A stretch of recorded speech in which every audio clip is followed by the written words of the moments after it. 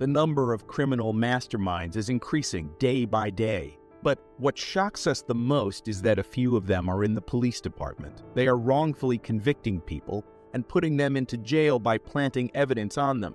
Who are these police officers? How did they get sued? On number 3, we have Jamal True Love. I Love New York 2 was a reality show aired on Hoon, and Jamal True Love made an appearance on it. He was an actor as well as a well-skilled hip-hop artist. In October 2007, Jamal was convicted for the murder of Sue Kuke. The San Francisco Police Department concluded that Jamal was the one who murdered Kuke. Sue Kuke was their neighbor of Jamal. They had good relations with each other. Jamal would call Sue Kuke his friend due to his friendly nature. Jamal never thought that the San Francisco Police Department would charge murder without any reason. He believes that he is innocent and never did anything wrong. He was not allowed to talk to anyone. He couldn't connect with his lawyers. He requested to speak to the police officer or DA, but he was denied access to everyone. No one made themselves available to him. He felt as if he stepped into the biggest trap laid down by the police officers. The sentence he received shocked him to the core. He has to spend 50 years in jail. How can the police officers falsely convict him? Did everyone believe that Jamal commits such a grave crime? There was no evidence from the side of police officers to submit, no forensic evidence to show that he committed the crime, and no signs of physical injury on his body as proof of struggle. Priscilla Lua Lamega was the witness submitted by the San Francisco Police Department. Who is she? How is he related to Jamal and Kuke? Well, she said that she saw a shooting from her second-floor window on 23 July 2007. She said that she could identify who was the culprit, but when asked to identify the culprit among a bunch of photos, she failed miserably. This showed that she was lying the whole time. The police officers fabricated the story and falsely convicted Jamal. He had nothing to do with the murder of Kuke. Priscilla decided to speak against Jamal because she was given $60,000 to do so. She thought that she could start a new life with money given by the prosecution. She had no principles, and this led her to go against Jamal. The detectives had another suspect who could be the real murderer, but they didn't go after him. Instead, they jailed Jamal, who was innocent. He spent 6 years in jail when all the truth came out. He had a terrible life in jail, and he had no one to blame but the San Francisco Department. He never thought that such a conspiracy would be planned by the police officers, who he trusted and who he believed would protect him. He thought that the police officers must have mistook him for the murderer. But never in his wildest imagination he thought that they planned this against him. Alex Reisman was his lawyer, and he expressed his disappointment in the integrity of the San Francisco Police Department. He also said that Jamal had to miserably spend years in jail thinking about what he did wrong to serve this. He was away from his family for a long time, and he missed out on his previous time with them. His career was destroyed, and he lost all his work network. His appeal was accepted, and the court overturned the previous decision. He was finally free in 2015. Jamal became an inspiration to all as he proved his innocence. He escaped from the trap of the San Francisco Police Department. He decided to go after those who jailed him. He filed a petition against the city of San Francisco, and the court found the detectives guilty of planning a trap against Jamal. The detectives fabricated evidence against Jamal, and they didn't disclose any exculpatory evidence. They were charged with both these offenses, and they were found guilty. This brought a lot of shame to the San Francisco Police Department. In 2019, Jamal received more than $13 million for being falsely jailed and for the misconduct and offenses committed by the detectives against him. He decided to end things here, as he has his whole life before him to live. He pursued his passion and made it albums. Better move out the way, cause I'm coming with hard it hits. My head is as hard as a brick, but I'm harder than all it is. He also acted in the movie titled The Last Black Man of San Francisco. He wrote about his awful experience in jail, and he said that no amount of money could make him feel good about the precious years he lost. He missed his family, and he was not present for any of the family function. He lost touch with his kids, and he wished to see them once again. He thought that he would be spending his whole life in the miserable jail, but he held on to his last hope. He fought for his life, and justice was served to him, even though it was delayed for 6 years. His family became happy that they had him back. His lawyer fought for Jamal day and night. They never thought that Jamal would see daylight, but they knew the truth was on his side. Do you find the story of Jamal Truelove inspirational? Have you ever heard about him before? On number 2, we have Richard Rosario. Richard Rosario was convicted of killing George Colasso. The murders took place in 1996, and he received 25 years of jail time. Well, the most shocking fact about the story of Richard Rosario is that he never committed this murder. He was innocent. He was falsely convicted and sentenced to jail. He had the perfect alibi as he was in Florida when the crime occurred. How can he be present at the murder scene when in reality he was 1,000 miles away? Rosario came to New York City when he was informed that the police officers were searching for him. He was pointed out by the eyewitnesses from a photo album shown to them by police officers. 2 eyewitnesses were sure, whereas the third one was not. Rosario thought that this was a false allegation and a mistake. That's why he caught the immediate bus to New York and boarded it. He never expected to be arrested and sentenced to jail for 25 years. In 2016, the lawyers of Rosario decided to give this case one more chance by failing an appeal. At the same time, 13 Alibis, a documentary series, was aired by NBBQ. More and more people came to know about the tragic story of Rosario, and they were all thrilled to know what will happen to the appeal. People started raising questions about why the 13 alibis were never investigated and what happened to the funds for the investigation. The story received significant media attention. The new district attorney was Mrs. Clark, who decided to reopen the case. She started calling the alibi witnesses and interviewing them to know the truth. Rosario finally was acquitted of all charges after 20 years.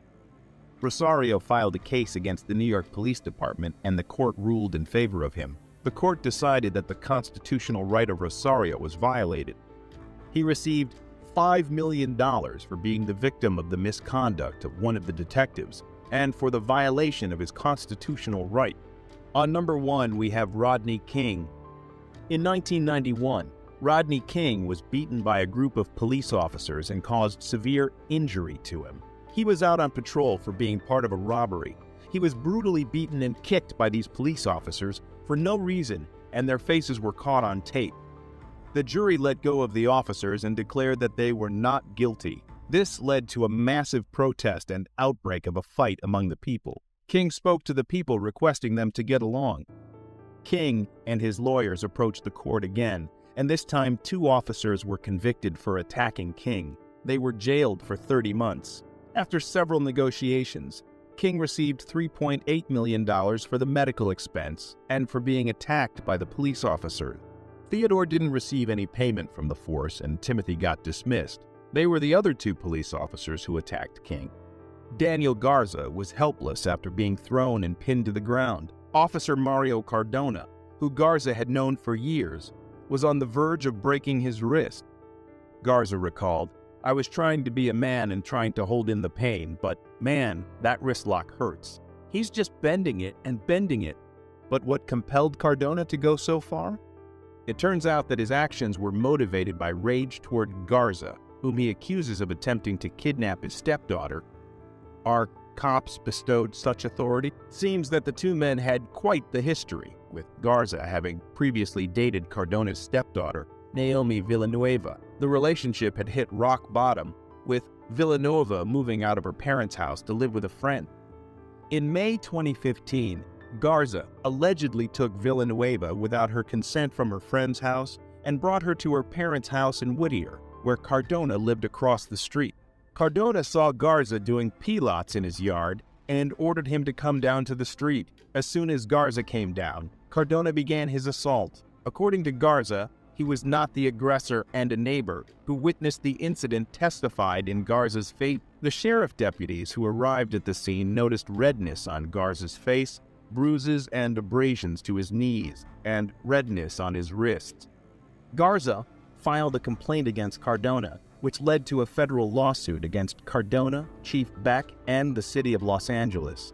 Garza alleged false arrest, unreasonable search and seizure, excessive force, assault and battery, negligence, and intentional infliction of emotional distress. A video of the incident filmed by one of Garza's neighbors was also presented at the trial. They had made up a story of what had happened to make him look like a hero and me look like a criminal, says Daniel Garza. The U.S. District Judge Stephen V. Wilson presided over the hearing where the former deputy city attorney, Michael Amarian, spoke in defense of the city. The jury found Cardona to be acting with malice as an off-duty officer, and on June 26, 2017, they ordered him to pay Garza $210,000 in damages. On top of that, the court added another $664,000 in attorney's fees and $26,000 for post-trial costs. The City of Law refused to take responsibility for Cardona's actions and even refused to indemnify the officer, forcing him to pay for the charges out of his pocket. Jim DeSimone, Garza's attorney, claims, "This is the problem with the left. This is why people are out on the street." The case is a clear example of police officers using excessive force against individuals and getting away with it. In this case, however, Garza was able to stand up to the authorities who violated his rights, and he was able to win his lawsuit against Cardona. The jury's decision to find Cardona guilty of acting with malice sends a strong message that law enforcement officers cannot get away with using excessive force against citizens. It is worth noting that this case also highlights the importance of civilians being aware of their rights and standing up to law enforcement officers when they feel their rights have been violated. Garza's decision to file a complaint and a lawsuit against Cardona shows that individuals can take action against police brutality and excessive force. As more and more people become aware of their rights and are willing to take action, law enforcement officers will be held accountable for their actions, and if you sue a cop in LAA for excessive force, you are in for a wild ride. However, Garza's decision to stand up to Cardona and the authorities who violated his rights resulted in a victory for him, sending a strong message that law enforcement officers cannot get away with using excessive force against citizens. The case of Harold Hill is just a perfect example of how our justice system can go wrong. From a gruesome rape and murder to a wrongful conviction, this case definitely ticks all the boxes. So, what underwent? First off, we have the detectives who were assigned to the case, Kenneth Bordeaux and John Halloran, the so-called beacons of justice. They were the ones who got the confession out of Peter Williams, who was later found to be in jail at the time of the crime. So, how did they churn out a false confession of someone who wasn't even there? Hill's confession is also questionable, as he claims that he was physically and mentally abused until he confessed to crimes he didn't commit. Is this the kind of behavior we expect from our law enforcement officers? Moving on to the trial itself. Hill was only 16 years old when the crime was committed, but was tried as an adult at the age of 31. This is an interesting move from the prosecution, considering that neither of the defendants had a criminal record prior to the incident. The jury found Hill and Young guilty of murder, and they were sentenced to life without parole. But 13 long years later, DNA tests revealed that the hair found at the crime scene and the cellular materials under Kathy Morgan's fingernails didn't match either of the defendants.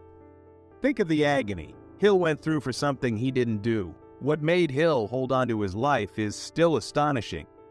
Despite this evidence, the prosecutors disputed the findings, suggesting that the hairs were unrelated to the crime and that the cellular material could have come from sweat or drool left over by the recovery team. It's shocking that the prosecutors were so stubborn, even in the face of such clear evidence. Harold and Young were eventually released from prison, but tragedy struck when Young was killed in a hit and run incident. Hill, however, filed a complaint against the city of Chicago, the police, and the two detectives involved in the case, accusing them of forcing a confession and violating his civil rights. The case was settled for $1.25 million, with Hill receiving $500,000 and the rest going to attorney's fees. It's surprising that the detectives were only asked to pay a measly $7,500 each for their part in this whole debacle. Do you think that is bad? Wait till you hear this.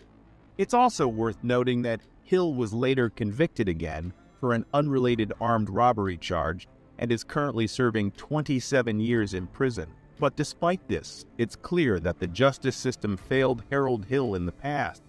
This case highlights the importance of reforming our justice system to ensure that wrongful convictions don't occur, and that those who abuse their power are held accountable. The case of Harold Hill is a tragedy of errors, starting from the investigation to the trial and subsequent conviction. Being wrongfully imprisoned for 13 years, Hill was not awarded a chance to conform to life outside because he was turned into a criminal by the system. The system absolutely messed the hell out of him, and the cops only paid $7,500 each. When cops do what they did, they need to be locked away for at least as long as the victims they put in jail. Instances have aroused where police officers have misused their authority, employed excessive force, and violated people's rights, particularly those from marginalized communities, leading to distrust and fear of law enforcement. Are they subjected to such power?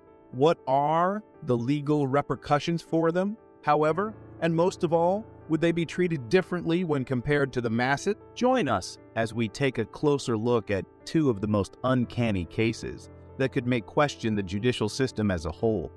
Our first case kicks off with the case of Harold Hill, which is just a perfect example of how our justice system can go wrong. This case definitely checks all the boxes, including a horrific rape and murder, as well as a mishandled conviction, you name it. So then what went about? Let's start with the so-called beacons of justice, Kenneth Bordeaux and John Halloran, the detectives who were assigned to the case and the beacons of law. They were the ones who managed to extract a confession from Peter Williams, who was later discovered to have been in custody when the crime was committed. How did they even produce a fabricated confession from someone who wasn't even present? Hill claims he was physically and mentally tortured until he confessed to crimes he didn't commit. Is this the kind of conduct we anticipate from our law enforcement personnel? The trial itself was held when Hill was 31 years old, despite the fact that he was only 16 at the time of the crime and was therefore tried as an adult. At this point, it's just not fair, and it's incomprehensible what Hill is going through. Given that neither of the defendants had a criminal history prior to the incident, this is an intriguing move by the prosecution. Hill and Young were given a life without parole sentence after the jury found them guilty of the murder. However, 13 long years later, DNA tests showed that neither of the defendants' cellular components found under Kathy Morgan's fingernails, nor the hair found at the crime scene matched either of them. Imagine the sheer suffering Hill endured for something he didn't do. It continues to amaze me how Hill managed to hang on to his life. The prosecutors disputed the findings despite this evidence, claiming that the hairs had nothing to do with the crime and that the cellular material might have come from sweat or drool that the recovery teams had left behind. Even in the face of such overwhelming evidence, it's shocking that the prosecutors were so resistant. Young was killed in a hit-and-run incident shortly after Harold and Young were finally let out of jail. This almost leads us to believe that this is almost a plot to clip both of them.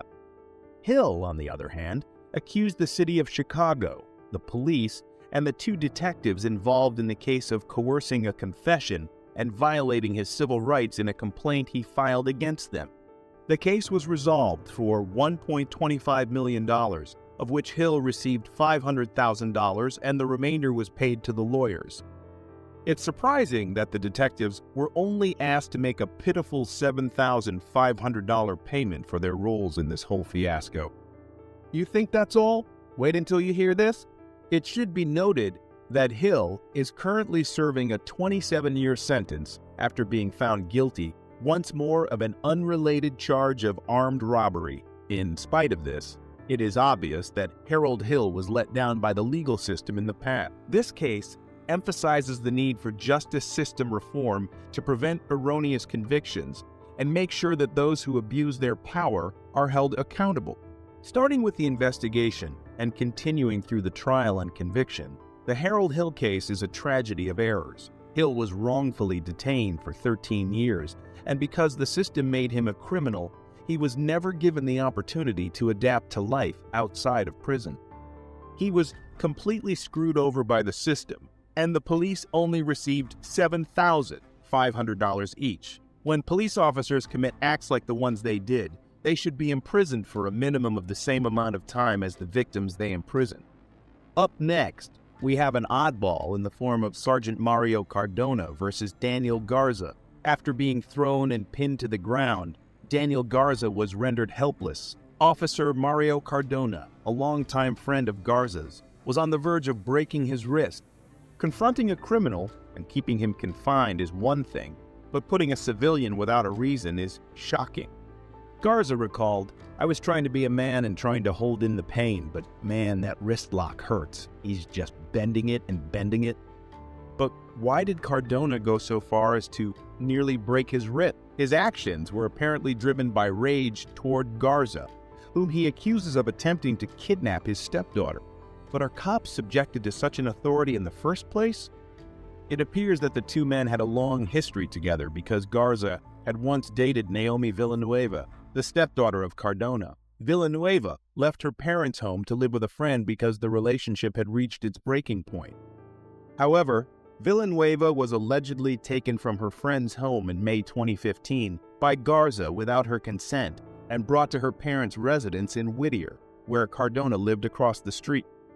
Garza was performing pilates in his garden when Cardona saw him and told him to go to the street. Cardona started his assault as soon as Garza sat down. Garza claimed that he was not the aggressor, and a neighbor who saw the incident attested to Garza's innocence. As soon as they arrived on the scene, the sheriff's deputies saw redness on Garza's face, bruises and abrasions on his knees, and redness on his wrist. After Garza complained about Cardona, the city of Los Angeles, Chief Beck, and Cardona were named as defendants in a federal lawsuit. Garza claimed that he had been the victim of a false arrest, an arbitrary search and seizure, overuse of force, an assault and battery, negligence, and intentional infliction of emotional distress. The trial also featured a video of the incident captured by one of Garza's neighbors. They had made up a story of what had happened to make him look like a hero, and me look like a criminal, Daniel Garza. The hearing was presided over by U.S. District Judge Stephen V. Wilson, who heard former Deputy City Attorney Michael Amarian speak in defense of the city.